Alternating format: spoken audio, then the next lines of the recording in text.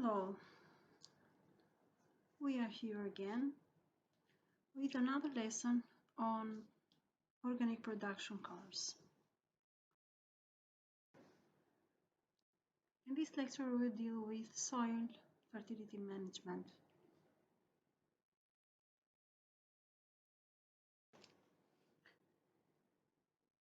Three main issues will be presented and discussed in this lesson. First, as usually, we start with concepts and some definitions that are important to continue further. Always these concepts here deals with soil and soil fertility. And then we will speak about soil fertility, how to assess it, how to measure the soil fertility, which are the indicators of a fertile soil, and then we'll speak about how to manage the soil fertility in agriculture. So let's start with the first concepts and definitions. Let's start with the soil definition. Soil is a mixture of organic matter, minerals, gases, liquids, and organisms that together support life. All these elements can be grouped in two main groups: inorganic materials, which includes minerals, water, and gases, and organic, which includes organic matter, the dyed organic matter, and living organisms. And the living organisms you have mainly arthropods and microorganisms. So let's speak about main soil components now in figures, in numbers. So minerals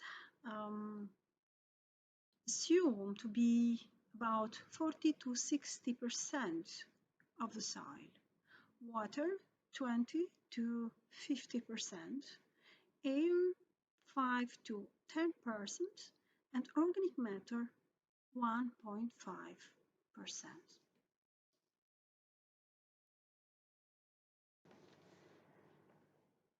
But why soil is important? Which are the functions of the soils? Soils are an important material that support roots. In this case, help them to stay upright and to grow. The soil provides plants with essential minerals and nutrients. It provides air for gaseous exchange between roots and atmosphere. Soils protect plants from erosion and other destructive physical, biological, and chemical activity. Soil is a material that holds water, so create moisture, and in this case maintain adequate aeration for the plant roots.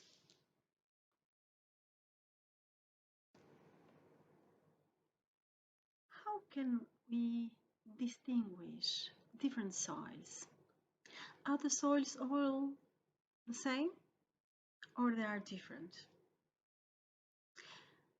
In fact, the soils are, how to say, we can find differences of the soil from place to place. Even a small area, we can find many changes or differences in the soil characteristics or properties.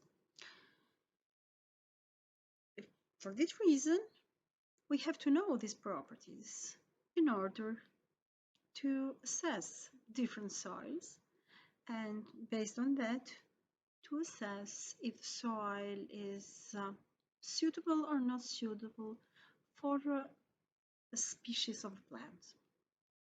The soil properties for uh, simplicity, in order to simplify the assessment and evaluation, it is assessed based on three groups of characteristics. So, the properties of the soils, that is a list, but it is grouped in three main groups of soil properties. One is soil physical properties, two is soil chemical properties, and the third is soil biological properties. Which are the soil physical properties? The soil physical properties are horizonation, soil color, soil texture, its structure, and bulk density.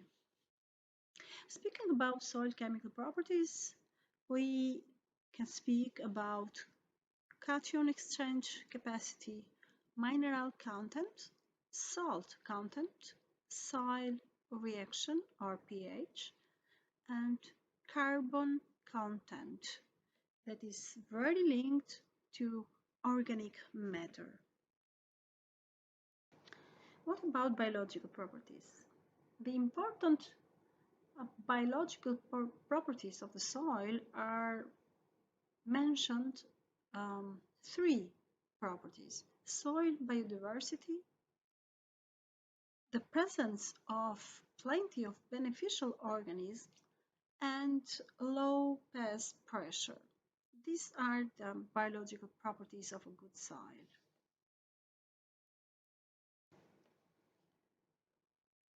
Here you see a photo. That is a photo of soil profile.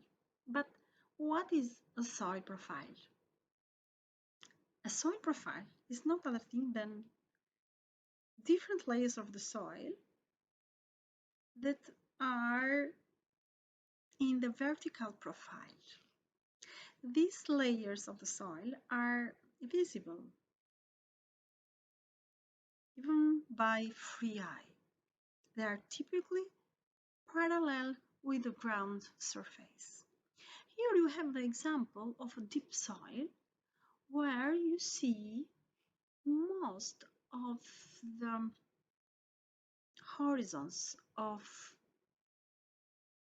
soil profile. So if we see from up down, we'll start with the first layer or the first horizon that is made of decomposed and some undecomposed materials. Here the organic matter content is very high and the biological activity is very intense. Then go to the other layer or to other horizon. We have the horizon A. In fact, it is called topsoil. In this horizon, which has dark color, has high content of organic matter compared to the other layers that will come deeper. Usually, this topsoil is the most important soil where the roots find their nutrients. Then comes horizon B, which is a zone of accumulation of fine minerals and mineral precipitates that comes from the upper layers through the water that moves from up down. Here in this horizon, there is higher content of clay, carbonates, iron, gypsum, and so on. It is called subsoil. And then comes the horizon C, which is partly weathered rock. Here, the rock is not transformed totally to soil. It shows the origin of the soil from rock, and here we find rock fragments of pieces of different sizes. And then the last horizon is called rock or mother rock or hard bedrock. It is a rock layer which is not altered yet.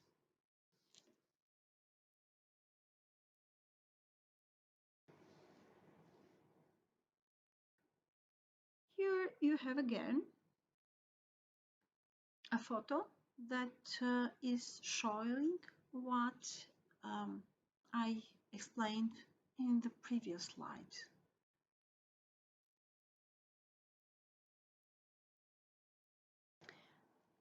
Here you have a photo of a profile, but it is not at all like the soil profile that we saw previously, because this is the profile of very shallow soil, where here you don't find uh, all the layers of the profile that we saw previously. So you see a very shallow soil, which is subsoil, and it is missing even here, it is missing the O or zero horizon. And we have here even not well, how to say, well distinguishable or not well present the A horizon. And then we go directly to the rock. You see the stones, which are the mother rock or the bedrock of the soil.